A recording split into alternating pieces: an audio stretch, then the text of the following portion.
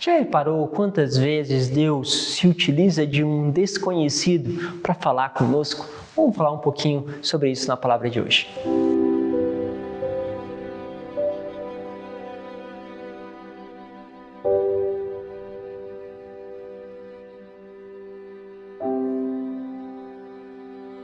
Em nome do Pai, do Filho e do Espírito Santo.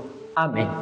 Que bom, mais uma vez, estamos neste itinerário com a Palavra de Deus. Hoje vamos falar um pouco mais sobre esta dimensão junto ao profeta Jonas. Sabem que o profeta Jonas é um profeta que foge a todos os conceitos que nós temos do profetismo.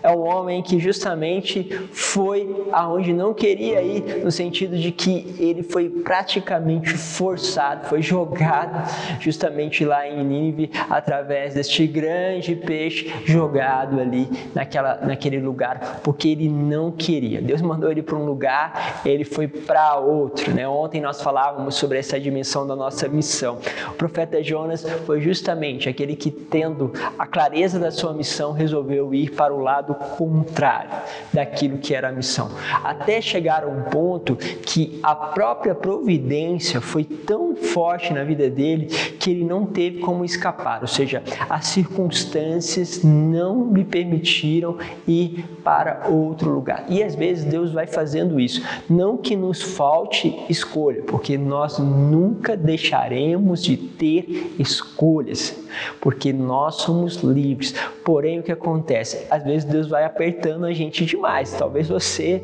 seja uma dessas pessoas que Deus tem apertado de todos os jeitos, você tem lutado aí, não tenho tempo, não vou ter condição, não, vai ser muito cansativo, tem aquela pessoa ali. Talvez você está lutando.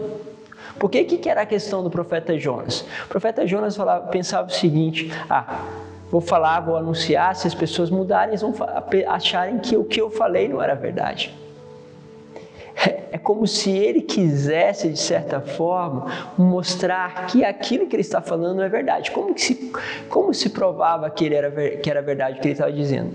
Que o desastre ia acontecer. E de vez em quando aparece no coração aí de algumas pessoas esse desejo, né? A pessoa faz uma profecia do fim do mundo, do desastre, e no fundo do coração dela, ela quer que aquela profecia aconteça para ela provar, entre aspas, do que aquilo que ela disse é verdadeiro, né? São justamente toques que muitas vezes uma ação do mal vai entrando sutilmente naquilo que deveria ser a experiência de Deus.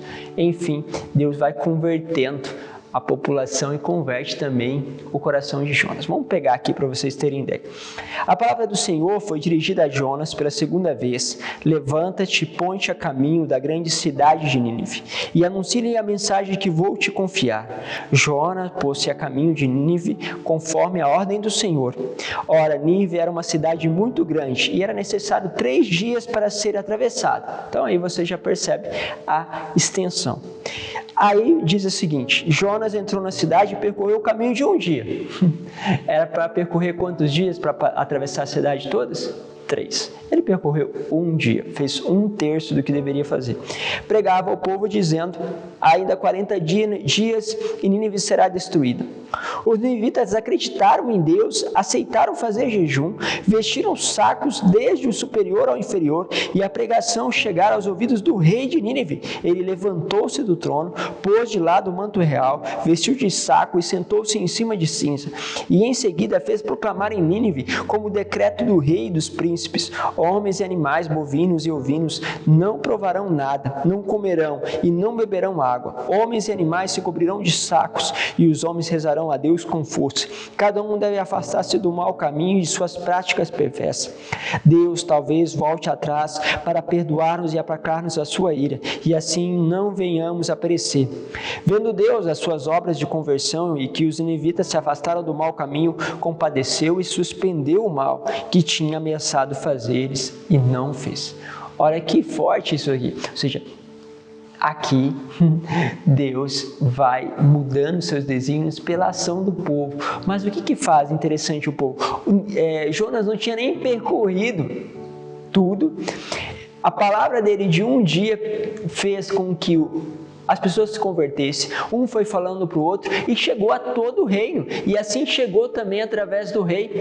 O que aconteceu aqui? A palavra de um desconhecido mesmo.